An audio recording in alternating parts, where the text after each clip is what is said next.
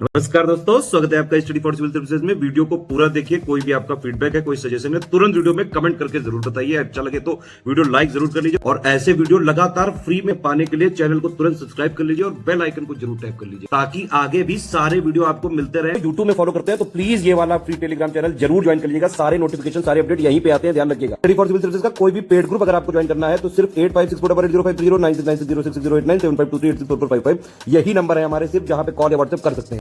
Instagram पे हमारा page जरूर फॉलो कर लीजिएगा, studyforcivil.services है। ट्विटर पे हमको जरूर फॉलो कर लीजिएगा, @studyforcivils है। नमस्कार, आदाब, सत श्री अकाल। आप सभी का आज फिर से एक बार स्वागत है हमारे इस चैनल में। और आज हम फिर से एक बार पॉलिटी लिस्टिंग के पार्ट 6 को हम देखने वाले हैं। पॉलिटी लिस्टिंग के बायलैंग्वेज, आशा करती हूँ अभी तक जितने भी पार्ट्स आ चुके हैं आप सारे के सारे पार्ट्स देख चुके होंगे ताकि इसको और बेहतर समझ सके। चलिए बिना टाइम वेस्ट किए शुरू करते हैं आज के अपने पॉलिटी लिस्टिंग के 6 पार्ट को। चलिए, ट्रिब्यूनल्स इन इंडिया यानी कि भारत में अधिकरण की बात की जा रही है यहाँ पर। तो यहाँ पर एक तरफ आपको ट्रिब्यूनल्स दिए, उनके पर्पस, उनके उद्देश्य क्या है, उसके जो मुख्य न्यायपीठ है वो कौन है, इसके जो प्रिंसिपल बेंच है यानी कि मुख्य न्यायपीठ कहाँ पर है और बाकी की न्यायपीठ कहाँ पर है। जैसे सेंट्रल एडमिनिस्ट्रेटिव ट्रिब्यूनल्स की बात कर रहा है, दैट मीन इसमें केंद्रीय प्रशासनिक न्यायाधिकरण की बात कर रहा है कि भारत के राज्य क्षेत्र के भीतर, यहाँ पर देखिए, भारत के राज्य क्षेत्र के भीतर या भारत सरकार के नियंत्रण में और मामलों के लिए संघ या अन्य स्थानीय प्राधिकरणों के मामलों के संबंध में सार्वजनिक सेवाओं और पदों पर नियुक्त व्यक्तियों की सेवा की शर्तें, भर्ती के संबंध में विवादों के निपटारे के लिए एक जो है ये न्यायाधिकरण बनाया गया है। यहाँ पर यही सारी चीजें लिखी हुई हैं। इसके बाद आप नीचे देखेंगे, इसमें लिखा है this was done in pursuance of the amendment of constitution of India by article 323A। That means इसमें देखेंगे जुड़े हुए या आकस्मिक उपचार या अनुच्छेद जो है 328A द्वारा भारत के संविधान के संशोधन के अनुसरण में किया गया था। क्लियर है? चलिए, यहाँ पर भी यही चीज बोली गई है। In the purpose of article 328A the parliament has pass the administrative tribunals act in 1985। इसके प्रशासनिक न्यायाधिकरण अधिनियम को पारित किया गया। इसमें वही 17 बेंच और 21 सर्किट बेंच है। इसमें यहाँ पर ये चीज लिखी हुई है। इसमें देखते हैं कि इसके बेंच कहाँ पर है। जैसे न्यू दिल्ली में है और ये देखेंगे 1985 में जो है वो स्थापित की गई थी। इसके बाद हम यहाँ पर देखते हैं इसके बाकी की बेंचेस का अहमदाबाद, इलाहाबाद, बेंगलुरु, लखनऊ, कोलकाता, चंडीगढ़, इसका कटक है। फिर इसके बाद एर्नाकुलम है, गुवाहाटी, हैदराबाद, जबलपुर, जम्मू एवं यहाँ पर क्या लिखा हुआ है, Jodhpur, Jaipur, Chennai, Mumbai and Patna.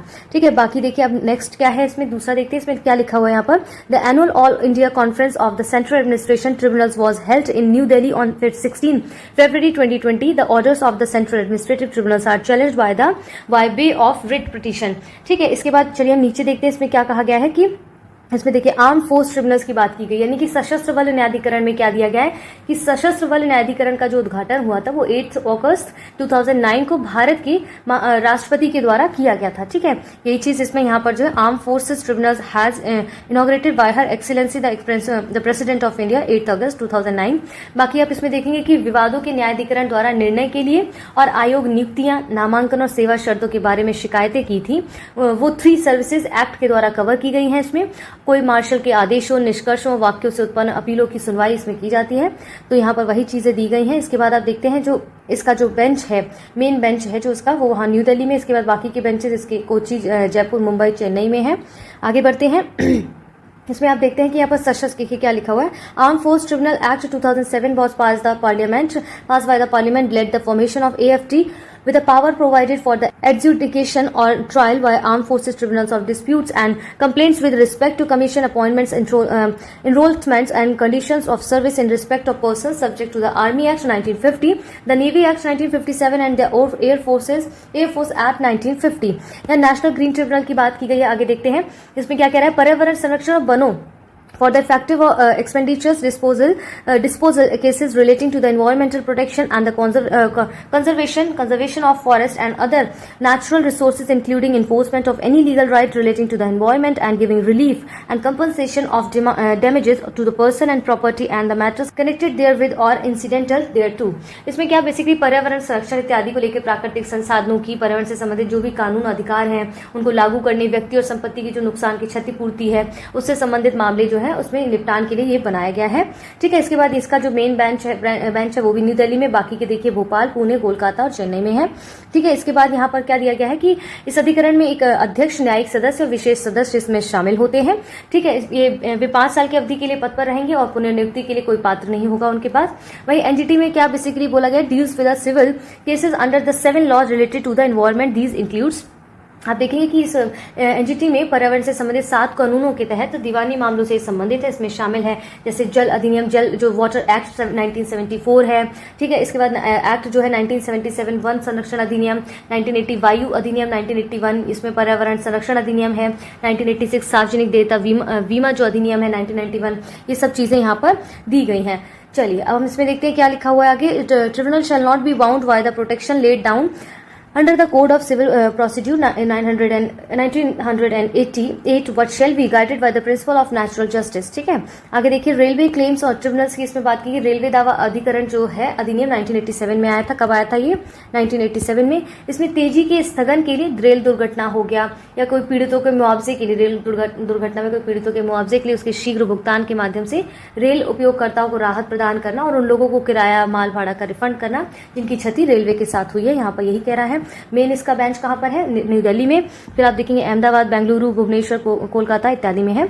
Allocation of seats in constitution assembly of 1946। देखिए भारत की संविधान सभा जो हुई थी 1946 में, उसमें सीटों का आवंटन कुछ इस प्रकार से था कि ब्रिटिश इंडियन प्रोविंसेस जो है वो 11 हैं इसमें क्षेत्र, और इसमें 292 सीट्स इनको दी गई थी। प्रिंसिपली स्टेट्स, इंडियन स्टेट्स में इसमें 93 सीट्स दी गई थी। मुख्य आयुक्तों के जो प्रांत थे 4, उसमें इनको 4 सीटें दी गई थी और टोटल कितनी सीट्स थी? 389 सीट, ठीक है। इसके बाद संविधान सभा के लिए चुनाव के परिणाम जो जुलाई अगस्त 1946 में आए थे वो कुछ इस तरीके से थे। इसमें देखिए संविधान सभा के जो चुने हुए परिणाम जुलाई अगस्त में आए थे उसमें ये ऐसा था। इसके बाद देखेंगे संविधान जो 1946 में समुदाय आधारित प्रतिनिधित्व हुआ था उसमें यहाँ पर कम्युनिटी वाइज जो यहाँ पर दिया गया है। Result of the election to the constitution assembly August 1946। इसके बाद यहाँ पर ये चीज दी गई है कि कौन सी कम्युनिटी जी, नेम ऑफ पार्टी से कितना क्या सीट्स जीती गई थी। जैसे कांग्रेस से 208, मुस्लिम लीग से 73, यूनियन पार्टी से 1। इसमें देखेंगे कम्युनिस्ट वाइज अगर तो हिंदुओं की तरफ से 163 सीट जीती गई थी। स्ट्रेंथ थी उनकी, शक्ति थी समुदाय में 163 की थी। मुस्लिम्स में देखेंगे 80 की स्ट्रेंथ थी। शेड्यूल कास्ट में 31 था। ये सब चीजें यहाँ पर मेंशन की गई हैं। चलिए अब हम आगे देखते हैं। State wise membership of the constitution constitute assembly of India as on 31 December 1947। यानी कि राज्य भारत की जो संविधान सभा में 31 दिसंबर 1947 को राज्यवार सदस्यता कितनी थी। जैसे मद्रास में सदस्यों की संख्या 49 थी, ठीक है। बॉम्बे में 21 थी, वेस्ट बंगाल में 19 थी, यूनाइटेड प्रोविंसेस में 55 थी। यहीं पर आप देखते हैं इसमें क्रम संख्या जैसे दिया गया है। जैसे यहाँ पर किसकी बात की गई है? देखिए मध्य प्रदेश, इसमें मध्य प्रांत और बेरार में 17 थी, असम में 8 थी, उड़ीसा में 9 थी, दिल्ली में 1 थी। ये सब चीजें दी गई। देखिए इतना रिलेवेंट तो नहीं है, इसको हम मतलब पेपर के एग्जाम्स के पॉइंट ऑफ व्यू से इतना नहीं पूछा जाता है। चलिए हम आगे देखते हैं। भारत की देखिए रियासतें जितनी थी यहाँ पर लिखा है इंडियन स्टेट्स प्रिंसिपली स्टेट्स जो रियासतें थी 70 थी यहाँ पर, ठीक है। इसके बाद आप देखेंगे इसमें क्या हुआ कि देखिए इसमें कितनी टोटल देखिए 299 एक्चुअली क्या है इसमें कि अलवर में कितनी सदस्यों की संख्या थी। यहाँ पर भारत की रियासतों की बात कर रहा है। इंडियन स्टेट्स प्रिंसिपली स्टेट जो 70 मेंशन है यहाँ पर, अलवर से 1 थी, ठीक है। मेंबर्स ऑफ सदस्यों की संख्या 1, बड़ौदा से 3 थी। इसके बाद देखेंगे भोपाल से 1 थी, बीकानेर से 1 थी। ये सब चीजें इसमें दी गई हैं। बाकी हम देखेंगे जो ये कोटा है उससे भी 1 थी मेंबर्स की सीट इसमें, और बाकी की यही सब है। देखिए मयूरभंज है उससे भी 1 थी। इसके बाद हम देखते हैं रेवा से 2 थी, इसमें उदयपुर से 2 थी, सिक्किम एंड वो कूच बिहार जो थी किसका था? सिक्किम और बरार कुर्ग जो समूह था उससे भी 1 थी। इसमें ईस्टर्न स्टेट्स ग्रुप 1 से 4 थी। बाकी ये पंजाब स्टेट से 3 थी। ये सब चीजें हैं which is not very much important in are for exams. So this is not very much important for us exam. बाकी का हम देखते हैं कि martial law versus national emergencies के बीच में जो है वो डिफरेंस क्या क्या होता है। जैसे मार्शल लॉ बनाम राष्ट्रीय आपात जो होता है उसमें डिफरेंस क्या होता है। देखिए एक चीज आपको यहाँ पर एक चीज बताना चाहूंगी। जैसे मार्शल लॉ जैसा शब्द हो गया, और भी 1-2 शब्द है, मैंने आपको पहले भी कई बार बताया। ऐसे और भी शब्द है जिनको कॉन्स्टिट्यूशन में डिफाइन नहीं किया गया, इसका मतलब परिभाषित नहीं किया गया, लेकिन हमारे कॉन्स्टिट्यूशन में उनको मेंशन किया गया, उन शब्दों को गढ़ा गया है। तो यहाँ पर हम मार्शल लॉ के बारे में पढ़ने वाले हैं कि ये सिर्फ मूल अधिकारों को प्रभावित करते हैं। ये सरकार और साधारण कानूनी न्यायालय को निलंबित भी कर देते हैं। It suspend the government and ordinary law courts. It is impose to the restore the breakdown of law and order due to any reason. It is impose in some specific area of the country, ठीक है। देश में कुछ विशेष क्षेत्रों में ही लागू किया जा सकता है। इसके लिए it has no specific provision in constitution, it is implicit. मैंने वही बताया है ये अभी, ठीक है। अव्यक्त है ये और इसमें संविधान में कोई व्यवस्था विशेष नहीं दी गई है। नेशनल इमरजेंसी क्या है? राष्ट्रीय आपातकाल क्या है? ये न केवल फंडामेंटल राइट्स को प्रभावित करता है बल्कि केंद्र राज्य संबंधों को भी प्रभावित इफेक्ट करता है। इसके अलावा जितने भी राजस्व रेवेन्यू वितरण है जो का डिस्ट्रीब्यूशन है, रेवेन्यू डिस्ट्रीब्यूशन और निकाय शक्तियों को प्रभावित करने के साथ साथ संसद के कार्यकाल को भी यहाँ पर बढ़ाया जा सकता है। यह सरकार और सामान्य कानूनी न्याय को जारी रखता है। It continues the government and ordinary laws code. It can be imposed only the 3 grounds war, external aggression and arm rebellion. ठीक है, इसमें क्या बताया गया कि युद्ध और भारी आक्रमण सशस्त्र बल पर ही 3 आधारों पर ही लागू होता है। It is imposed either the whole country or any part of it. It has specified detailed provisions in the constitution. It is explicit. ठीक है, difference between parliament and presidential system. देखिए, संसदीय और राष्ट्रपति व्यवस्था में क्या अंतर होता है, हमारे देश में कौन सी व्यवस्था है ये हमें पता चलेगा। ठीक है, देखिए इसमें क्या है, हमारे संसदीय व्यवस्था है ना। ठीक है, अब यहाँ पर क्या है, पार्लियामेंट्री सिस्टम पहले लिखा हुआ है कि संसदीय व्यवस्था की विशेषताएं क्या होती हैं। ठीक है, इसके बाद हम देखेंगे इनके गुण क्या होते हैं, मेरिट्स मतलब यहाँ पर गुण क्या होते हैं और इनके दोष क्या होते हैं, डीमेरिट्स यहाँ पर लिखा हुआ है। ठीक है, फीचर्स में इनकी विशेषताएं आ जाएंगी, इनकी विशेषताएं क्या क्या रहती हैं। चलिए, जैसे डुअल एग्जीक्यूटिव, यहाँ पर हमारा दोहरी कार्यकारिणी है। ठीक है, दोहरी कार्यकारिणी है, बहुमत के दल का शासन है, सामूहिक उत्तर कलेक्टिव रिस्पॉन्सिबिलिटी। इसके बाद आप देखेंगे राजनीतिक एकरूपता है, दोहरी सदस्य डबल मेंबरशिप यहाँ पर दी गई है। ठीक है, दोहरी सदस्यता, प्रधानमंत्री का नेतृत्व यहाँ पर, लीडर और leadership of prime minister, dissolution of lower house. ठीक है, इसमें क्या होता है, निचले सदन का विघटन होना, शक्तियों का सम्मिश्रण होना। इसके बाद इसके गुण क्या क्या है, जैसे विधायिका और कार्यपालिका के बीच एक सामंजस्य दिखाया गया है। यहाँ पर उत्तरदायी सरकार होती है। इसके बाद प्रिवेंट्स ऑफ डिस्पोजिटिज्म जो है, यहाँ पर क्या रहता है कि जो निरंकुशता पर रोक लगाई जाती है, भाई ऑब्वियस सी बात है, व्यापक प्रतिनिधित्व रहता है। इसके दोष क्या क्या, जैसे अस्थायी सरकार हो गया, नीतियों का निश्चित नहीं होना, शक्तियों के विभाजन के विरुद्ध कोई काम करना, अकुशल व्यक्तियों द्वारा सरकार का संचालन करना, ये चीजें यहाँ पर मेंशन है। इसके बाद हम देखते हैं कि यहाँ पर प्रेसिडेंशियल जो सिस्टम होता है, यानी कि राष्ट्रपति शासन व्यवस्था होती है, उसमें एकल कार्यकारिणी होती है, जैसे उसमें दोहरी थी। राष्ट्रपति और विधायिका का पृथक रूप से निश्चित अवधि के लिए निर्वाचन होता है इसमें। ठीक है, नॉन रिस्पॉन्सिबिलिटी होती है, यानी कि उत्तरदायित्व का अभाव रहता है। राजनीतिक एकरूपता इसमें नहीं रहती है। सिंगल मेंबरशिप होती है, यानी कि एकल सदस्यता होती है। राष्ट्रपति का नियंत्रण होता है सारा। No dissolution of lower house, इसमें निचला सदन विघटित नहीं होना होता है और शक्तियों का इसमें विभेद भी रहता है। इसके बाद देखेंगे स्टेबल गवर्नमेंट होती है, इसके गुणों में देखेंगे नीतियों में निश्चितता रहती है, based on separation of the power रहता है, शक्तियों के विभाजन पर आधारित होते हुए विशेषज्ञों द्वारा एक सरकार चलाई जाती है। इसके बाद विधायिका और देखेंगे कार्यपालिका के बीच हमेशा टकराव बना रहता है। गैर उत्तरदायी सरकार रहती है, इसमें गैर उत्तरदायी नेतृत्व की इसमें संभावना बनी रहती है और सीमित प्रतिनिधित्व भी इसमें बना रहता है। इसकी बात करते हैं राष्ट्रपति शासन व्यवस्था की। Difference between features of federal and unitary governments की यहाँ पर बात की गई, यानी कि संघीय और एकात्मक सरकार में क्या अंतर होता है। देखिए, संघीय सरकार में क्या डिफरेंस है, जैसे दोहरी सरकार होती है, लिखित संविधान होता है, समझ रहे ना। फेडरल संघीय सरकार की बात कर रहे हैं, डुअल गवर्नमेंट होता है, इसका रिटन कॉन्स्टिट्यूशन होता है, division of powers between national and regional government, यानी कि इसमें क्या होता है कि शक्तियों का इसमें क्या होता है, विभाजन होता है। जैसे राष्ट्रीय और क्षेत्रीय सरकारों के मध्य शक्तियों का विभाजन रहता है। संविधान की सर्वोच्चता रहती है, लिखा है ना इसमें, supremacy of the constitution, rigid constitution. अब क्या होता है, कठोर संविधान होता है, स्वतंत्र न्यायपालिका रहती है, द्विसदनीय विधायिका भी यहाँ होती है। ये सब फीचर्स जो है बहुत इंपॉर्टेंट हो जाते हैं पॉलिटी में, जो पीटी है उसके हिसाब से भी, और मेंस में भी आप इस तरह से लिख सकते हैं। यूनिटरी जो गवर्नमेंट होती है, यानी कि एकात्मक सरकार में क्या होता है, सिंगल गवर्नमेंट होती है, that is national government which may create regional governments, constitution में भी रिटन।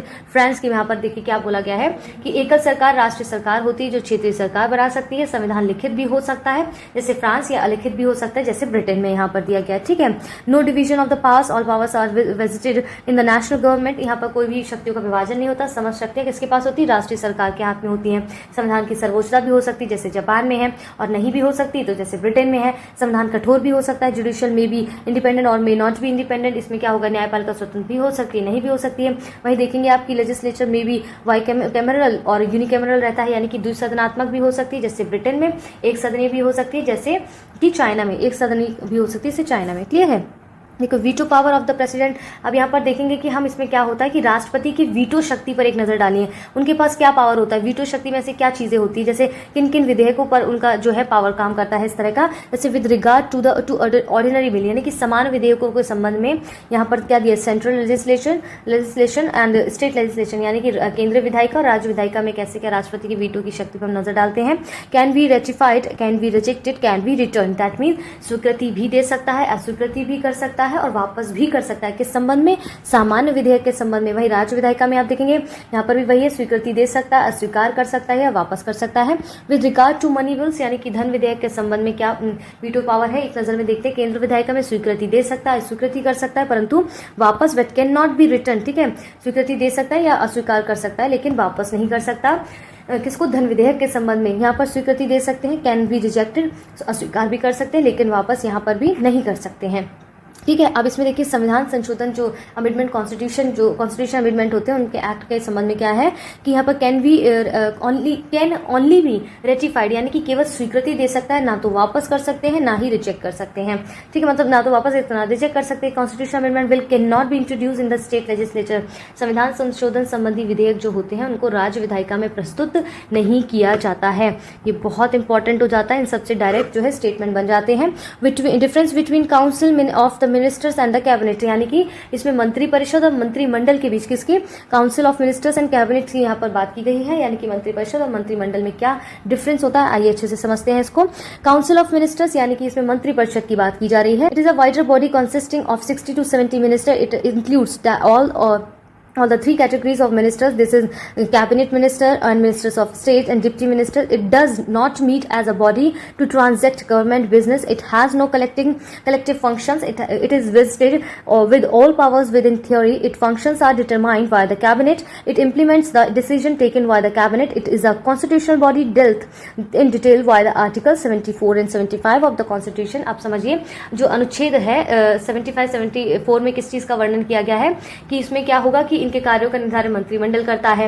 ये सरकार, इसमें क्या होता है, एक बड़ा निकाय है, क्या है, मंत्रिपरिषद बड़ा निकाय। इसमें 60 से 70 जो होते हैं मिनिस्टर्स होते हैं। इन मंत्रियों को 3 श्रेणियों में बांटा जाता है, कैबिनेट मंत्री, राज्य मंत्री, उप मंत्री होता है। सरकारी कार्यों के साथ एक साथ बैठक नहीं करते हैं, इसका कोई सामूहिक कार्य नहीं होता है, इससे सभी शक्तियां प्राप्त होती है लेकिन कागजों में। ठीक है, इसके बाद इनके कार्यों का निर्धारण मंत्रिमंडल करता है। ये मंत्रिमंडल के निर्णयों को, जो इनके डिसीजंस होते हैं उनको इंप्लीमेंट करते हैं, लागू करते हैं। ये एक संवैधानिक निकाय है और इसका वर्णन 674 और 75 आर्टिकल में आपको देखने को मिलेगा। इससे सभी शक्तियां प्राप्त होती हैं। ठीक है, ये तो मैंने बताया आपको। इसके साथ साथ देखेंगे ये ब्रिटेन में विकसित संसदीय व्यवस्था के आधार पर त्रिस्तरीय निकाय के रूप में वर्गीकृत है। किसकी बात कर रहा है, जो ब्रिटेन में आप देखेंगे ना कि यहाँ पर क्या बताया गया है कि जैसे ब्रिटेन में क्या है, ब्रिटेन में है कि संसदीय व्यवस्था के आधार पर इसको त्रिस्तरीय निकाय के रूप में यहाँ पर वर्गीकृत किया गया। देखिए ये चीज लिखिए ना, it's classification into 3 tier body is based on the conventions of parliamentary government as developed in Britain. It has however got a legislative sanctions. Thus the Salaries and Allowances Act of 1952 defines some ministers as member of the Council of Ministers by whatever name called and includes a deputy ministers. It is collectively responsible to the lower house of the parliament. इसमें क्या है कि इनके वेतन भत्ते जो है act 1952 में मंत्री को मंत्री परिषद का सदस्य बताया गया है, चाहे उसे जिस नाम से पुकारा जाए। उसे उपमंत्री भी, इसमें उपमंत्री भी शामिल होते हैं। ये सामूहिक रूप से लोकसभा के प्रति उत्तरदायी होते हैं। क्लियर हो रहा है ना। चलिए आगे बढ़ते हैं, जिसमें कैबिनेट की बात करता है। अभी हमने क्या पढ़ा था, इसमें क्या पढ़ा था, काउंसिल ऑफ मिनिस्टर्स। ठीक है, इसके बाद हम क्या पढ़ रहे हैं, यहाँ पर मंत्रिमंडल की बात कर रहा है। ठीक है, अब मंत्रिमंडल पढ़ेंगे यानी कि कैबिनेट को पढ़ने वाले हैं अब हम। चलिए, इसमें क्या कह रहा है कि ये लघु निकाय है। ठीक है, ये क्या है, लघु निकाय, जबकि वो क्या था, एक बड़ा निकाय था। यानी कि यहाँ पर क्या लिखा है, it's a smaller body consisting of 15 to 20 ministers. इसमें 15 से जो 20 मंत्री होते हैं, इसमें केवल कैबिनेट मंत्री शामिल होता है, ध्यान रखिएगा। It includes the cabinet ministers only, thus it's a part of the Council of Ministers. It meets as a body frequently and usually once in a week to deliberate and take decisions regarding the transaction of government business. Thus it has collective functions. इसमें क्या होता है, देखिए basically ये एक निकाय की तरह काम करता है और इसमें हफ्ते में एक बार जो है बैठक होती है, एक जो मीटिंग होती है और सरकारी कार्यों के संबंध में इसमें डिसीजंस लिए जाते हैं और इस कार्य कला सामूहिक होते हैं और ये वास्तविक रूप से क्या है कि मंत्री परिषद की शक्तियों का प्रयोग करती है और उससे कार्य करता है ये।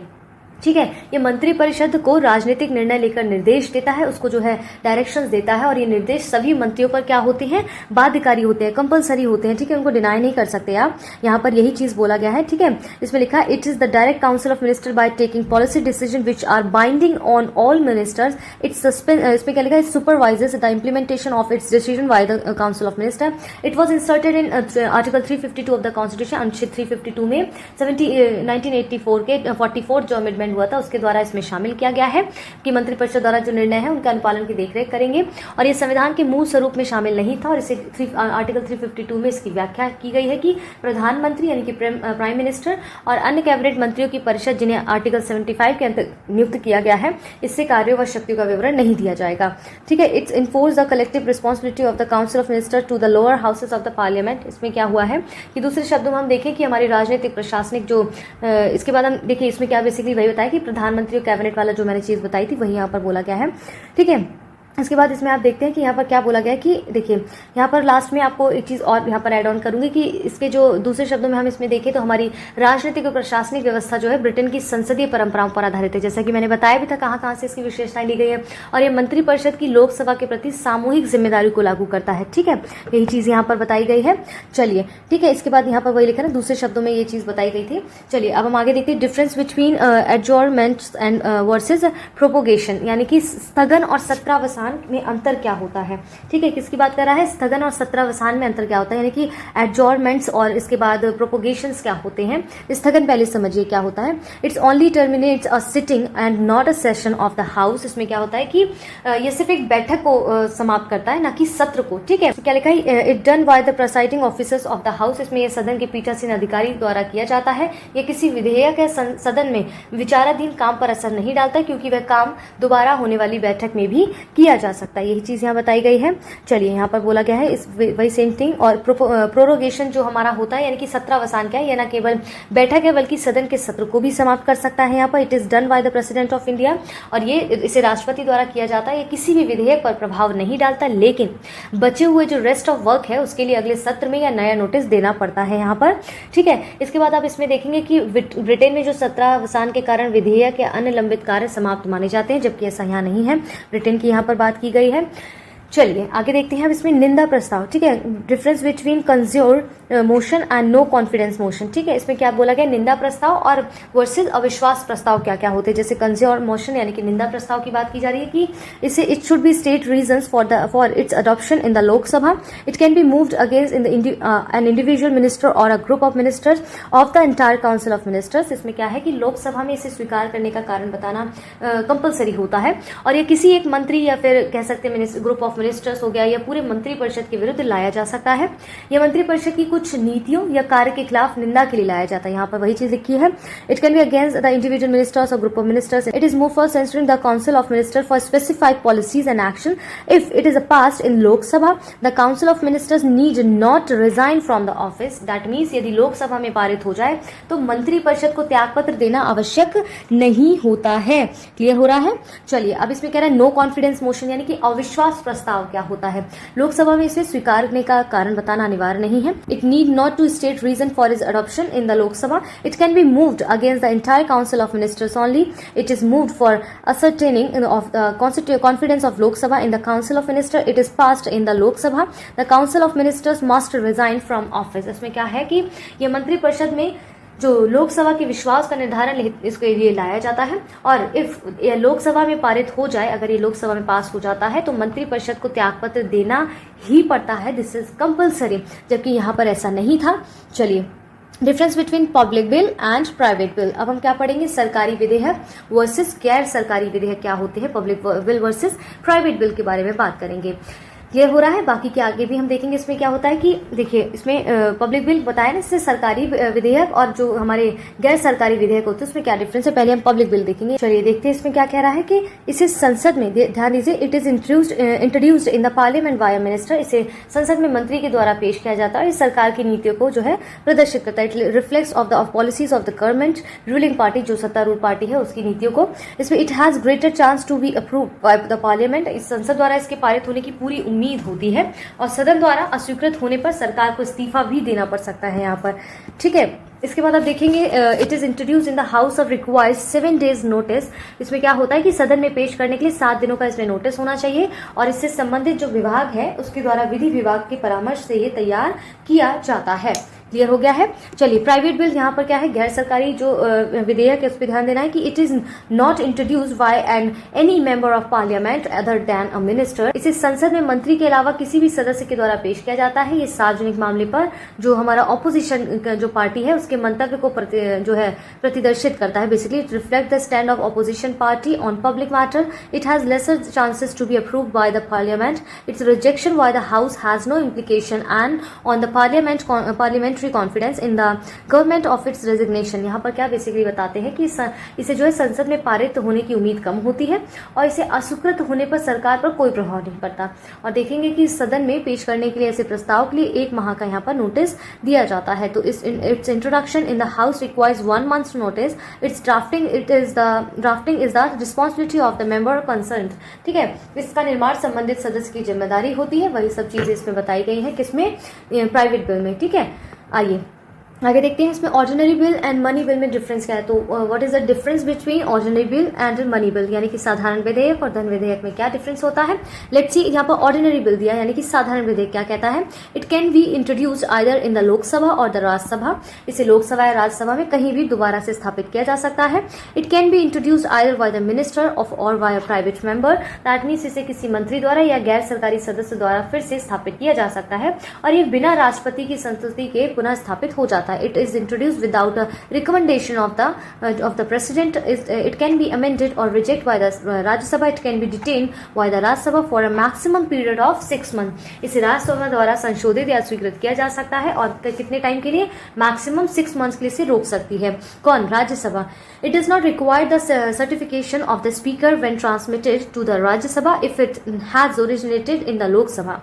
इसमें क्या होता है बेसिकली कि इसमें क्या चीज है कि इसमें क्या है कि इसे राज्यसभा में भेजने के लिए अध्यक्ष के प्रमाणन की जरूरत नहीं होती है। ठीक है, इसे दोनों सदनों में पारित होने के बाद राष्ट्रपति की मंजूरी के लिए भेजा जाता है। It is sent for the president's assent only after being approved by the both houses in case a deadlock due to disagreement between the 2 houses. A joint sitting, ध्यान आएगा आपको यहाँ पर, ज्वाइंट सिटिंग की अध्यक्षता कौन करता है।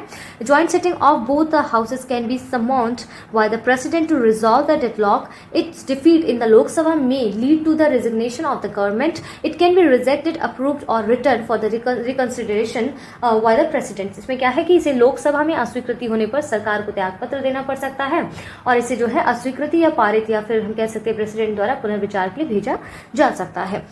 ठीक है, मनी बिल में क्या होता है, देखिए धन विधेयक वेरी इंपॉर्टेंट, ये हमेशा आप देखेंगे कि एग्जाम्स में आपके बना रहेगा, very important.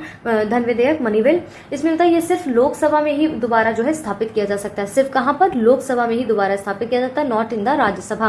It can be introduce only by a minister. It can be introduce only on the recommendation of the president. किसकी रिकमेंडेशन पे इसको स्थापित किया जाता है, दोबारा राष्ट्रपति की संस्तुति पर। ठीक है, it can not be amended और rejected by the Rajya Sabha. The Rajya Sabha should return the bill with और विदाउट रिकमेंडेशन। राज्यसभा इसको जो है वो बिल को जो है वापस कर सकती है। किस चीज को लेकर बोल रहा है कि इसे राज्यसभा इसमें कोई संशोधन या अस्वीकृति नहीं दे सकती है और इसे अधिकतम 14 डेज के लिए रोक सकती है, लेकिन इसमें जो है संशोधन या कोई अस्वीकृति नहीं दे सकती, उसको मतलब देनी ही पड़ेगी अपनी स्वीकृति। It can be detained by the Rajya Sabha for a maximum period 14 days only. It requires the certification of the speaker when transmitted to the Rajya Sabha. It is sent for the president assent even if it is approved by only Lok Sabha. इसमें आप देखेंगे कि इसमें लोकसभा में स्वीकृत होने पर सरकार को इसमें क्या होता है कि सिर्फ लोकसभा में पारित होने के बाद राष्ट्रपति की मंजूरी के लिए भेजा जाता है। इसमें दोनों सदनों के बीच असहमति का होने का कोई अवसर नहीं होता, इसलिए संयुक्त बैठक को कोई उपबंध नहीं है। इसमें संयुक्त बैठक का क्या है, कोई उपबंध नहीं है। यही चीज यहाँ पर बोल रहा है कि there is no provision for joint sittings of the both of houses in their regards. Its defeat in Lok Sabha leads to the resignation of the government. It can be rejected और approved what can not be return for reconsideration by the president. इसमें आप देखेंगे कि इसे लोकसभा में अस्वीकृति पर सरकार को त्यागपत्र देना पड़ता है। इसे अस्वीकृत या पारित या नहीं किया जा सकता है। बेसिकली इसमें किसकी बात कर रहे हैं हम, मनी बिल की। ठीक है, धन विधेयक की बात करें तो उसको ध्यान में रखे पड़िए इसको। इसे अस्वीकृत या पारित तो किया जा सकता है, लेकिन राष्ट्रपति पर पुनर्विचार के लिए इसको लौटाला नहीं जा सकता। It can not be return for reconsideration by the president. Clear हो गया है।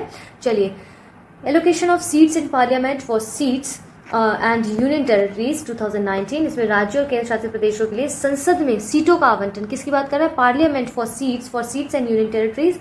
यहाँ पर संसद में जो है सीटों का आवंटन किया गया है, किसके लिए, राज्यों और केंद्र शासित प्रदेशों के लिए। तो देखेंगे टॉप 5 स्टेट्स जो है maximum numbers of Rajya Sabha seats, Uttar Pradesh में 31, महाराष्ट्र में 19, तमिलनाडु में 18, वेस्ट बंगाल में 16 एंड बिहार में भी 16, कर्नाटका में 12 सीट्स है। Top 5 states maximum number of Lok Sabha seats कहां पर सबसे ज्यादा, जैसे यूपी में 80 है, महाराष्ट्र में 48 है, वेस्ट बंगाल में 42 है, बिहार में 40 है, तमिलनाडु में 39 है। At present there are 542 members in Lok Sabha. Of these 523 members come from the states states, 19 from the union territories. The maximum strength of Lok Sabha can be 550 यहाँ पर मेंशन किया गया है, ठीक है। बेसिकली 545 आप देखते हैं। At present there are 245 members in the Rajya Sabha. Of these, 229 members represent the states, 4 represent the union territories, and 12 members are nominated. किसके द्वारा नॉमिनेट होते हैं? By the president. The maximum number of the members of Rajya Sabha can be 250, ठीक है। आइए इसमें देखते हैं कि अब क्या दिया गया है कि एक तरफ देखिए ये सीरीज नंबर जैसे दिए गए कि और बाकी के स्टेट दिए कि राज्यसभा में कितनी सीटें हैं उनकी, लोकसभा में कितनी सीटें हैं, ये सब चीजें आपको दी। आगे भी ऊपर मैंने पढ़ाया है, बाकी यहाँ पर एक बार रिवाइज कर लेते हैं। जैसे यूपी का मैंने पढ़ाया था 31 किसमें राज्यसभा में है सीट्स, लोकसभा में इसकी 80 है, ठीक है। इसका बिहार में से 16 है राज्यसभा में, लोकसभा में आप देखेंगे यहाँ पर 40 है। इसका उत्तराखंड में 3 है, यहाँ पर लोकसभा में, राज्यसभा में 3 है, यहाँ पर राज्यसभा लिख लेते हैं, यहाँ लोकसभा लिख लेते हैं। इसके बाद उत्तराखंड में 5 है लोकसभा में, अरुणाचल प्रदेश में देखेंगे 1 राज्यसभा में है, 2 लोकसभा में सीटें हैं इसकी। फिर वेस्ट बंगाल में 16 है राज्यसभा में, 41 लोकसभा में है, गोवा में 1 है यहाँ पर, इसमें 2 है राज्यसभा में, लोकसभा में सीटें यहाँ पर, यहाँ राज्यसभा की बात की जा रही है। हरियाणा में देखेंगे 5 राज्यसभा में है, 10 लोकसभा में सीट्स है। कर्नाटका में देखते हैं 12 लोकसभा में सीट्स है, 28 राज्यसभा, इसमें सॉरी थोड़ा कंफ्यूजन हो रहा है। इसमें देखिए यहाँ पर राज्यसभा की बात की गई है, यहाँ पर लोकसभा की, तो 12 किसमें है? राज्यसभा में सीट्स है कर्नाटक की, और 28 सीट्स कहां पर है? लोकसभा में है। चलिए इसमें क्या कह रहा है अब, केरला में देखिए 9 सीट्स जो है वो राज्यसभा में है और 10 इसकी 20 कहां पर है? लोकसभा में सीट्स है। मध्य प्रदेश में 11 सीट्स है राज्यसभा में और 29 सीट्स है लोकसभा में है, ठीक है। इसके महाराष्ट्र में 19 सीट्स है, इसमें किसकी बात करता है? राज्यसभा में, इसमें लोकसभा में इसकी सीट्स है। मिजोरम में देखिए 1-1 सीट्स है दोनों में, नागालैंड में भी दोनों में 1-1 सीट्स है। इसका पंजाब में 7 सीट्स है आपकी राज्यसभा में और लोकसभा में 13 सीट्स है। राजस्थान की अगर हम बात करें तो 10 सीट्स इसमें राज्यसभा की है और लोकसभा की 25 सीट्स है, ठीक है। त्रिपुरा के लिए देख लीजिए 1 सीट इसमें राज्यसभा की, 2 इसमें लोकसभा की सीटें हैं। चलिए अब इसमें देखिए वो राज्य की बात हो गई, वो सारे स्टेट्स की बात हो गई है। अब हम यहाँ पर किसके यूनियन टेरिटरीज जो हमारे यूटीज हैं उसमें कितनी से? अंडमान निकोबार में यहाँ पर 0 सीट्स है, यहाँ 1 सीट है। दादर एवं नागर हवेली में यहाँ 0 सीट्स है, यहाँ 2 सीट्स है। लक्षद्वीप में भी 0 सीट्स है, यहाँ 1 सीट है। चंडीगढ़ में भी जो है हमारी राज्यसभा में 0 सीट्स है, इसके बाद वहाँ देखेंगे 1 सीट है। दिल्ली में 3 सीट्स है राज्यसभा में और लोकसभा में 7 सीट्स है। पुडुचेरी में 1-1 सीट दोनों में है। जम्मू कश्मीर में 4 सीट्स यहाँ पर है राज्यसभा में। इसके बाद आप देखते हैं लोकसभा में उसकी कितनी सीट्स है? 5 सीट्स हैं, ठीक है। इसके बाद यहाँ पर क्या दिया गया है? बेसिकली यहाँ पर क्या मेंशन है कि अब देखिए इसमें लद्दाख में देखेंगे 0 सीट्स है, यहाँ पर 1 सीट है। चलिए अब हम आगे बढ़ते हैं इससे। The difference between veto powers of the president and the governor, राष्ट्रपति और राज्यपाल की वीटो शक्ति के डिफरेंस क्या क्या है उसमें तुलना करनी है हमें। तो एक तरफ प्रेसिडेंट लिखे हुए हैं, एक तरफ गवर्नर्स के बारे में लिखा है यानी कि राज्यपाल के बारे में। इसमें आपको कुछ सामान्य विधेयकों से संबंधित कुछ चीजें मिलेंगी, कुछ धन विधेयक से संबंधित मिलेंगी और फिर इसके बाद देखेंगे दोनों में डिफरेंस क्या है। ये दोनों एग्जाम यानी पीटी और मेंस दोनों के पॉइंट ऑफ व्यू से बहुत इंपॉर्टेंट है, ध्यान से देखिएगा। With regard to the ordinary bills, यहाँ पर अभी हम सामान्य विधेयकों से संबंधित बात करेंगे। तो चलिए पहले क्या करना है, पहले देख लेते हैं हम यहाँ पर कि ऑर्डिनरी बिल्स के बारे में क्या लिखा हुआ है कि every ordinary bill it is passed by the both houses of the parliament either singly और at the joint sitting is presented to the president for his assent. It has 3 alternative. समझिए इसको कि जितने भी प्रत्येक साधारण विधेयक जब वह संसद के दोनों सदनों चाहे अलग अलग हो या ज्वाइंट सेटिंग से पारित होकर आता है तो उसे प्रेसिडेंट के पास मंजूरी के लिए भेजा जाता है। और इस कंडीशन में उनके पास क्या 3 विकल्प होते हैं, 3 ऑल्टरनेटिव्स होते हैं। वो क्या होते हैं? He may give his assent to the bill then becomes an act. इसका मतलब विधेयक को स्वीकृति दे सकता है और फिर विधेयक क्या हो जाता है? एक्ट बन जाता है, अधिनियम बन जाता है। He may withhold his assent to the bill then ends and does not become an act, यानी कि विधेयक को अपनी स्वीकृति पर रोक लगा सकता है और ऐसी स्थिति में जो विधेयक होता है समाप्त हो जाएगा और अधिनियम क्या होगा? ऑब्वियसली नहीं बन पाएगा। He may return the bill for the reconsideration of the houses if the bill is passed by the both houses again with or without amendment and presented to the president for his assent. The president must give his assent to the bill. Thus the president enjoys only a suspensive veto. ध्यान दीजिए यहाँ पर यदि विधेयक को बिना किसी परिवर्तन के या फिर से दोनों सदनों द्वारा पारित कराकर राष्ट्रपति की स्वीकृति के लिए भेजा जाए तो प्रेसिडेंट को उसे अपनी स्वीकृति देनी जरूरी होती है, आवश्यक होती है कि इस तरह प्रेसिडेंट के पास केवल स्थगन वीटो का अधिकार होता है। यहाँ पर सस्पेंसिव वीटो की यहाँ पर बात की गई है। क्लियर है? आइए अब इसमें बाकी के नीचे भी पहले हम इसको थोड़ा सा यहाँ पर गवर्नर के बारे में भी पढ़ लेते हैं ताकि ध्यान में रहे कि कंपैरिजन एक्चुअली क्या है। अब इसमें क्या एवरी ऑर्डिनरी बिल यानी कि प्रत्येक साधारण विधेयक को विधानमंडल के सदन या सदनों द्वारा पहले या दूसरे मौके पर पारित कर इसे राज्यपाल के पास सम्मुख प्रस्तुत किया जाता है। क्या जाएगा? इसमें किसके सामने यहाँ पर पारित किया गया था? प्रेसिडेंट के सामने। यहाँ पर किसकी बात कर रहा है? राज्यपाल की बात कर रहा है यहाँ पर, ठीक है। तो after it is pass the legislative assembly in case of unicameral legislature or by the houses of the case or by the both of the houses in case of bicameral legislature, either in the first instance or in the second instance is presented to the governor for his assent. He has 4 alternatives. उसके बाद 4 विकल्प होते हैं। For example जैसे यहाँ पर थे president के पास, ठीक है, वैसे यहाँ पर गवर्नर के पास के कुछ विकल्प बता रहे हैं। विधेयक को स्वीकृति प्रदान कर सकता है, विधेयक पर फिर अधिनियम बन जाता है, सेम एज इट इज। यह विधेयक को अपनी स्वीकृति रोक सकता है, जब विधेयक समाप्त हो जाएगा तो अधिनियम बन पाएगा, अधिनियम नहीं बन पाएगा।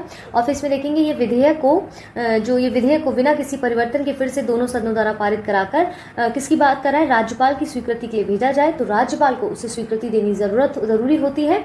और इस तरह राज्यपाल के पास केवल स्थगन वीटो का ही यहाँ पर अधिकार होता है।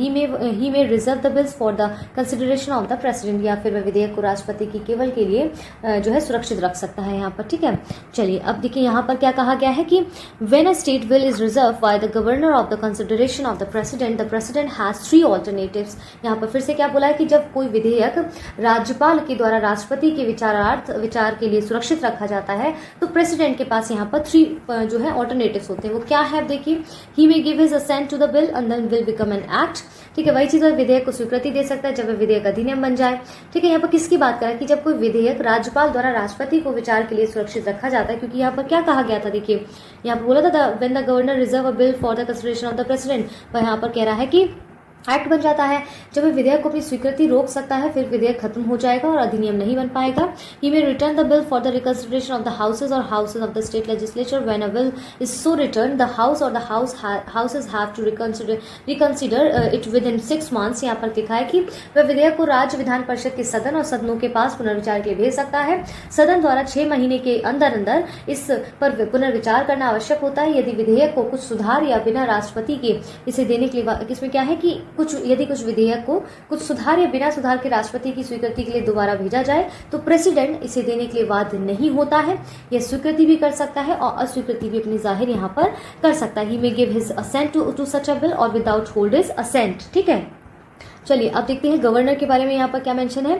देखिए यहाँ पर बोला गया कि प्रेसिडेंट को he will not have any further role in the enactment of the bill.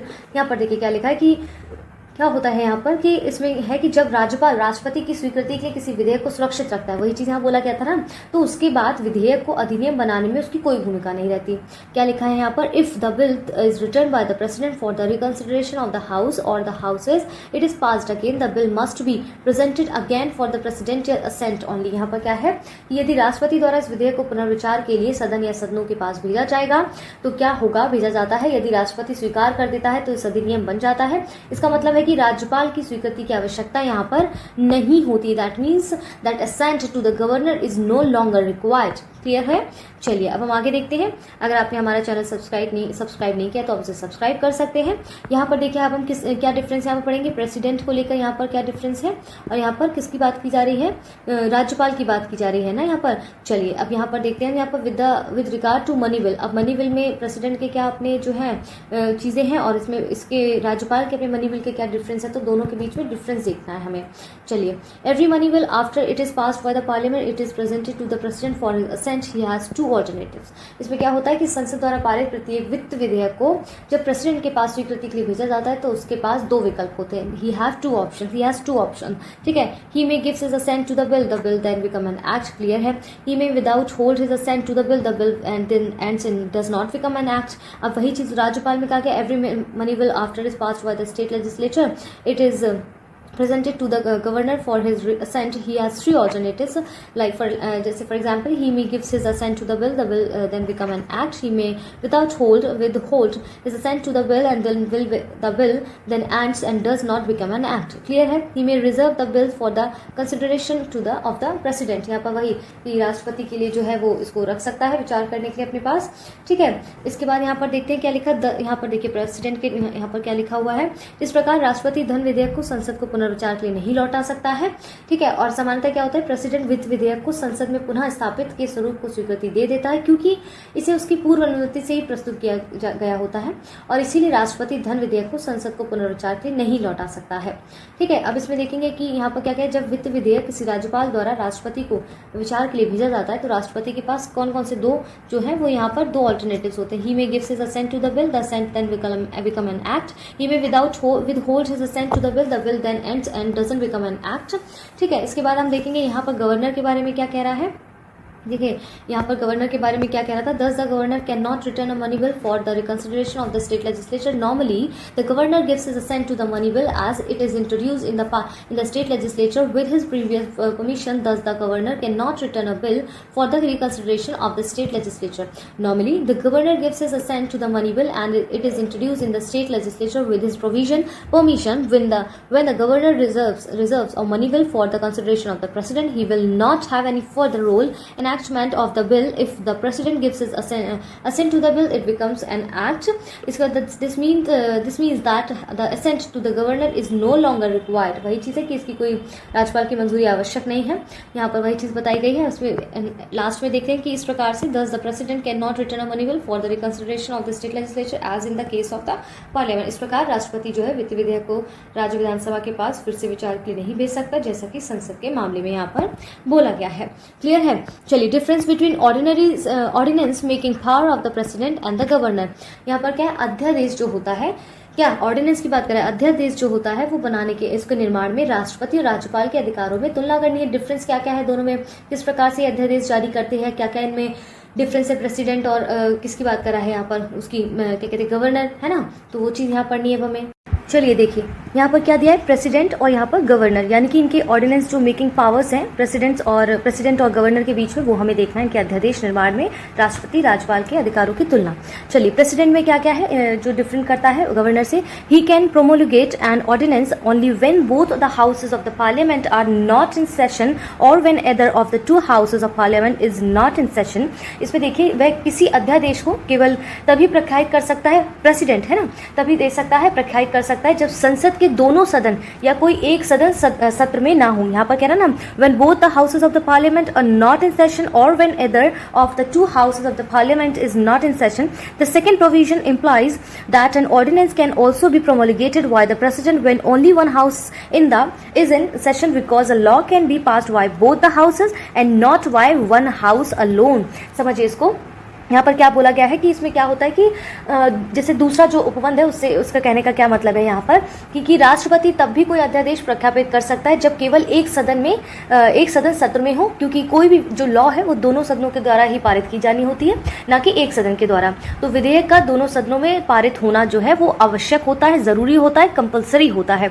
ठीक है, समझ गए आप यहाँ पर। चलिए नीचे क्या कह रहा है, प्रेसिडेंट में ही कंटिन्यू देखते हैं हम इसको कि वह किसी अध्यादेश ही can promulgate an ordinance only when he satisfied that circumstances exist which render it necessary for him to take immediate action। वह किसी अध्यादेश को तभी प्रख्यात कर सकता है, तभी जारी कर सकता है जब वह देखे कि ऐसी कंडीशंस बन गई हैं कि जल्दी से अब उसको कोई स्टेप उठाना पड़ेगा। ठीक है, वही यहाँ पर बोला है His ordinance making power is coextensive with the legislative power of the parliament। This means that he can issue ordinance only when on those subject on which the parliament can't make laws। यहाँ पर बोल रहा है कि जो अध्यादेश होता है उसके निर्माण की शक्ति के मामले में क्या होता है कि उसे संसद के सह अस्तित्व के समान शक्ति होती है, और वह आप देख सकते हैं, और वह उन्हीं विषयों पर अध्यादेश जारी कर सकता है जिसके संबंध में जिसके रिलेशन में वो जो संसद विधि बनाई जा रही है। ठीक है, यहाँ पर वही चीज बोला गया है। An ordinance is issued by him has the same force and effect as an act the parliament।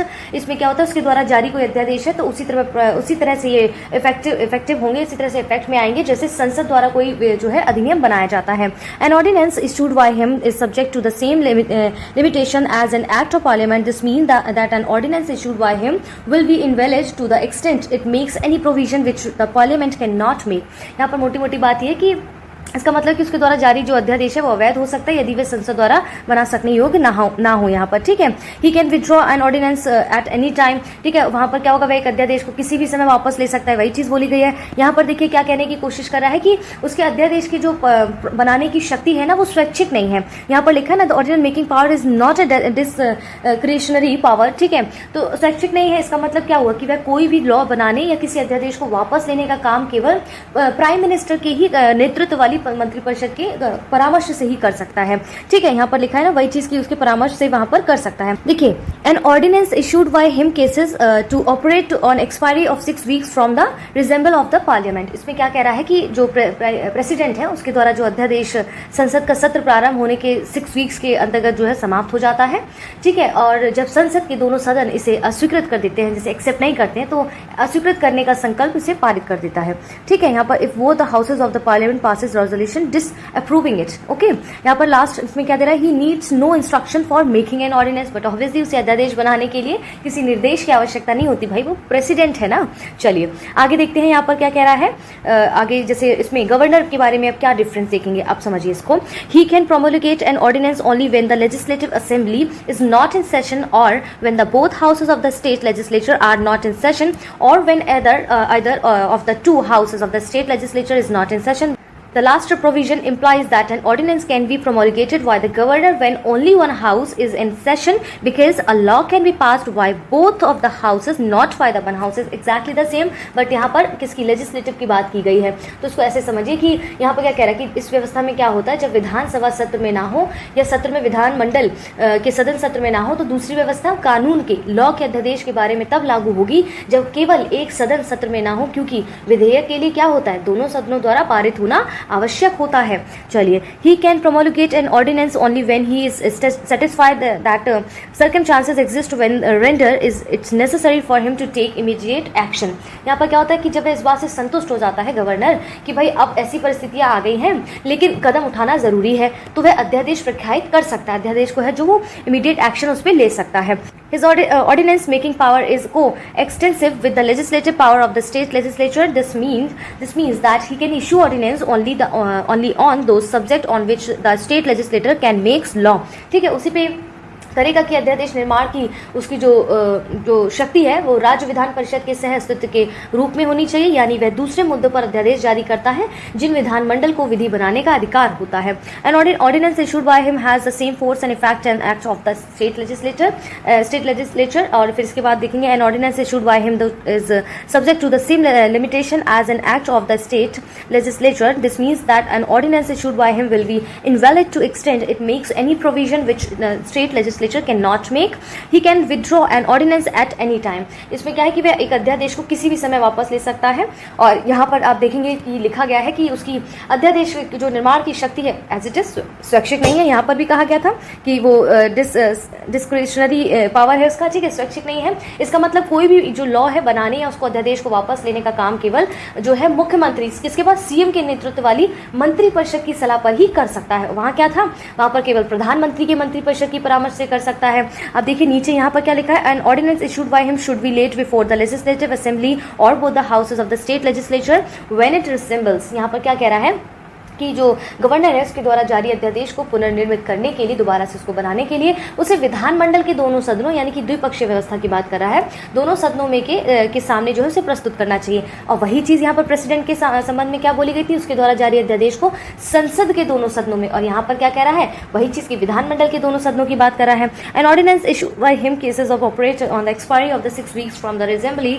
Of the state legislature. यहाँ पर कह रहा है कि उसके द्वारा जो गवर्नर के द्वारा जो अध्यादेश राज्य विधानमंडल का सत्र प्रारंभ होने के 6 सप्ताह के उपरांत हो जाता है, इससे पहले वह भी समाप्त हो सकता है यदि राज्य विधानसभा इसे अस्वीकृति कर दे या फिर विधान परिषद जहां इसकी अस्वीकृति को सहमति प्रदान कर दे, है ना। He can not make an ordinance without the instructions from the president in 3 cases. Focus here क्या कह रहा है कि यह बिना किसी गवर्नर, बिना राष्ट्रपति के, बिना प्रेसिडेंट के इंस्ट्रक्शंस के जो 3 चीजें नीचे 3 केसेस दिए गए, मामले दिए गए, उसमें जो है अध्यादेश नहीं बना सकता। He can not do this, है ना। He can not make an ordinance without the instructions from the president in 3 cases. Which are the 3 cases? देखिए, what are the 3 cases? If a bill containing the same provisions would have required the provision sanctions of the president for its introduction into the state legislature, that means कि राज्य विधानमंडल में इसकी प्रस्तुति के लिए, इसके प्रेजेंटेशन के लिए प्रेसिडेंट की पूर्व अनुमति स्वीकृति आवश्यक हो। सेकंड क्या है, लास्ट नॉट द लीस्ट, कि क्या बोल रहा है इसमें, if he would have deemed it necessary to reserve a bill containing the same provisions for the consideration of the president, यदि वह समान उपबंधों वाले जो विधेयक है उसको राष्ट्रपति के विचारार्थ आवश्यक माने तो उसके बाद ही यहाँ पर ये चीजें जो है अध्यादेश नहीं बना सकता। And if an act of the state legislature containing the same provisions would have been invalid without receiving the president's assent, यदि राज्य विधानमंडल का अधिनियम ऐसा हो कि राष्ट्रपति की स्वीकृति के बिना ये अवैध हो सकती है, दैट मीन्स यहाँ पर क्या बोल रहा है कि यहाँ पर क्या कहा गया कि इनवैलिड हो सकती है, अवैध हो सकती है, invalid without receiving the president assent. Clear हो गया है? आई होप आपको क्लियर हो रहा है। चलिए आगे बढ़ते हैं इसी एनर्जी के साथ। Difference between pardoning powers of president and governor, यहाँ पर क्या कह रहा है, क्षमादान की, पार्डोनिंग मतलब समझ रहे हैं ना, क्षमादान की बात कर रहा है कि क्षमादान के मामले में राष्ट्रपति और राज्यपाल के पास क्या शक्तियां होती। चलिए इनका कंपैरिजन करते हैं। फर्स्ट यहाँ पर देखते हैं प्रेसिडेंट के बारे में। यहाँ पर देखिए बेसिकली क्या मोटी मोटी चीजें हैं कि यहाँ पर he can pardon, reprieve, respite, remit, suspend और कम्यूट द पनिशमेंट और sentence of any person convicted of any offence against a central law. केंद्रीय विधि जो है उसके विरुद्ध किसी अपराध के लिए अगर दोष सिद्ध ठहराया गया है किसी व्यक्ति को, तो दंड को क्षमा और उसका प्रतिलंबन, विराम, और या फिर कह सकते हैं उसके करने की, या दंडादेश जो उसका निलंबन है उसका परिहार या उसको छोटा करने की शक्ति उसके पास होती है। He can grant pardon, reprieve, respite and suspension, remission और communication in respect to punishment और sentence via court martial, military court की यहाँ पर बात की गई है कि वह सजाए मौत को क्षमा कर सकता है, कम कर सकता है, या स्थगित कर सकता है, या बदल सकता है। एकमात्र उसे ही ऐसा अधिकार है कि वह मृत्यु दंड की सजा को क्या कर सकता है, माफ कर सकता है। तभी तो क्षमादान की बात की जा रही है ना। चलिए राज्यपाल जी क्या कहते हैं देख लेते हैं, उनके पास क्या शक्तियां हैं कि वह राज्य विधि के तहत किसी अपराध को, किसी क्राइम में सजा मिली किसी व्यक्ति को वह क्षमादान कर सकता है या दंड को स्थगित यहाँ पर कर सकता है। He can not pardon a death sentence, वो मृत्यु दंड की सजा को माफ नहीं कर सकता। Please focus here. What is the difference between president क्षमादान शक्ति एंड राज्यपाल क्षमादान शक्ति की यहाँ पर क्या करता है वो देखिए। यहाँ पर क्या कर रहा है कि वो जो मृत्युदंड है ना उसे एकमात्र अधिकार है कि मृत्युदंड की सजा को यहाँ पर माफ कर सकता है। कौन? President. But governor can not do this. देखिए यहाँ पर क्या कर रहा है, governor can not pardon a death sentence. इसमें मृत्युदंड की सजा को ये माफ नहीं कर सकता। चाहे किसी को राज्य विधि के तहत मौत की सजा मिली भी हो तो भी राज्यपाल की बजाय राष्ट्रपति से ही क्षमा याचना करनी होगी। लेकिन गवर्नर इसे स्थगित कर सकता है या फिर से उस पर विचार करने के लिए कह सकता है। Do you understand that all things? चलिए आगे बढ़ते हैं। क्या कह रहा है, national commission, central bodies and the related ministries. What is the meaning of this sentence? राष्ट्रीय आयोग और केंद्रीय निकाय और उससे संबंधित जो मंत्रालय है ना, इसमें किसकी बात कर रहा है, मिनिस्ट्रीज की बात कर रहा है, मंत्रालय है, उसके संबंध में यहाँ पर आपको चीजें दी गई। फॉर एग्जाम्पल जैसे केंद्रीय सूचना आयोग, वो किसके, ये जो आयोग या निकाय है किसके अंतर्गत आता है, कार्मिक मंत्रालय के अंतर्गत आता है। तो लेट्स सी क्या क्या चीजें हैं। देखिए इससे क्या होता है कि जैसे आप कोई आर्टिकल पढ़ते हैं फॉर एग्जाम्पल न्यूज़पेपर में, तो आपको पता रहता है कि भाई चलिए इससे ये क्वेश्चन बन रहा है, अच्छा ये किस मंत्रालय के अंतर्गत आता है। क्योंकि बहुत बार होता है जैसे हम फॉर एग्जांपल पढ़ते हैं कि पेट्रोलियम, ये सब चीज़ें हो गई, हमने लिख दिया पेट्रोलियम और प्राकृतिक गैस मंत्रालय के अंतर्गत क्या आता है, जैसे उसमें नवीकरणीय ऊर्जा से संबंधित चीज़ें आती हैं। लेकिन ध्यान दीजिए नवीकरणीय ऊर्जा से संबंधित जो चीज़ें हैं, जैसे उदाहरण के तौर पर तो नवीकरणीय ऊर्जा मंत्रालय के अंतर्गत आती है। तो आपको ऐसे ही पढ़ना है कि कौन सी चीज़ों की बात की, किस आयोग की बात की, वो किस मंत्रालय के द्वारा जारी किया जाता है। क्योंकि इससे क्या होगा, कौन सा मंत्रालय क्या करता है आपको ये पता रहेगा, तो आगे जैसे जब आप कोई योजना पढ़ेंगे तो उसमें बेहतर परफॉर्म कर पाएंगे, चीज़ें रिकॉल कर पाएंगे। टेंशन नहीं लेना है बिल्कुल भी, हम यहाँ बैठे हैं आपकी तैयारी के लिए साथ में। चलिए मिलकर करते हैं तैयारी, अच्छे से हो जाएगा। देखते हैं कमीशन एंड बॉडीज यहाँ पर क्या दिया गया है, मतलब कि यहाँ पर किसकी, आयोग और निकाय की बात करें। Central information commission that means केंद्रीय सूचना आयोग के अंदर किस मंत्रालय के अंदर, मिनिस्ट्री ऑफ पर्सोनल यानी कि कार्मिक मंत्रालय की बात कर रहा है। Finance commission ministry of finance की बात कर रहा है। यहाँ पर union public service commission ministry of personnel यानी कि कार्मिक मंत्रालय के अंतर्गत संघ लोक सेवा आयोग आता है। अंतर्राज्यीय यहाँ पर आयोग की बात कर रहा है, अंतर्राज्यीय परिषद, इंटर स्टेट काउंसिल बताइएगा जरा आप किस अनुच्छेद के अंतर्गत आता है। मिनिस्ट्री ऑफ होम अफेयर्स जो है गृह मंत्रालय के अंतर्गत यह आता है। Staff selection commission ministry of personnel. National commission for एससीज में मैंने पढ़ाया था आपको, राष्ट्रीय अनुसूचित जाति आयोग, सामाजिक न्याय एवं अधिकारिता मंत्रालय के अंतर्गत यह आता है। इसके बाद एसटीज का भी मिनिस्ट्री ऑफ ट्राइबल अफेयर्स के अंदर, भाई यहाँ पर जनजाति की बात की गई है ना, तो किस मंत्रालय के अंतर्गत आएगा वो देखिए। सेंट्रल विजिलेंस कमीशन किसके अंतर्गत आएगा, केंद्रीय सतर्कता आयोग कार्मिक मंत्रालय के अंतर्गत आएगा। जोनल काउंसिल मैंने क्षेत्रीय परिषद पढ़ाया था, देखिए यहाँ पर किसके अंतर्गत आ रहा है, गृह मंत्रालय के अंतर्गत। Central bureau of investigation ministry of personal यानी कि कार्मिक मंत्रालय के अंतर्गत। National investigation agency ministry of home affair.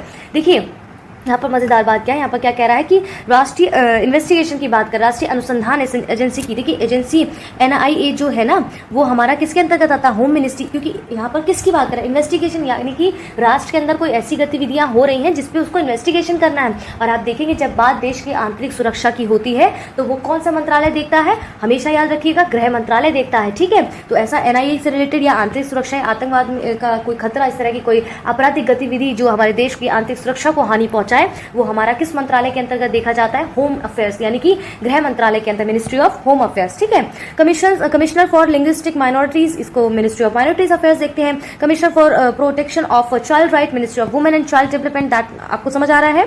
Backward classes के लिए जो है आयोग जो बनाया गया था वो ministry of social justice and empowerment. Central commissioner for disable personal, यानी कि ministry of social justice and empowerment की बात की गई है यहाँ पर।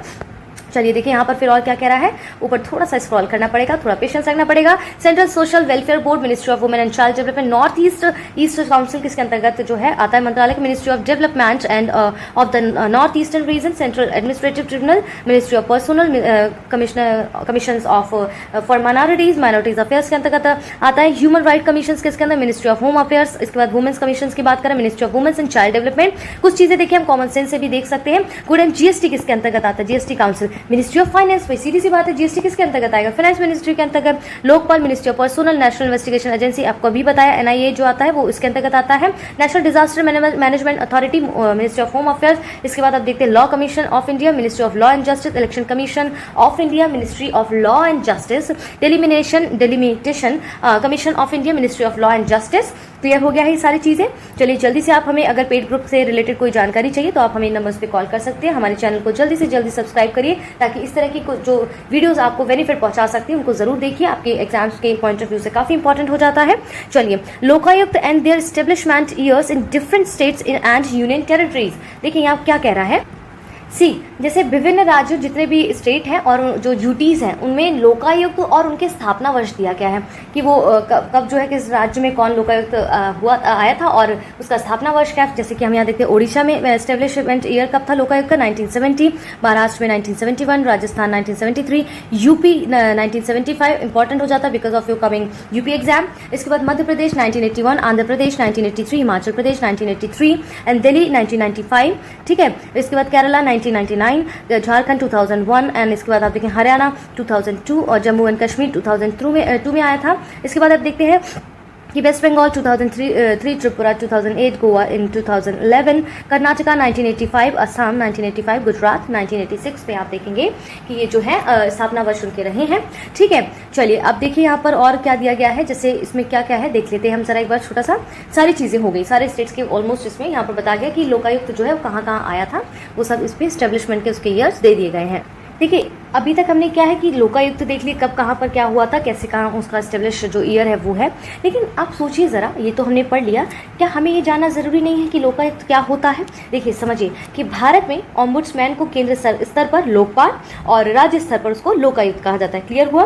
और ये नाम जो है, ये जो नेम दिया गया है वो डॉक्टर लक्ष्मीमल सिंघवी द्वारा दिया गया था। और सबसे पहले भारत में 1960 में KM मुंशी द्वारा लोकपाल संबंधी मामलों को संसद में उठाया गया और पहला प्रशासनिक सुधार आयोग 1966 की सिफारिश के आधार पर ही पहली बार लोकपाल विधेयक 1968 में बनाया गया था।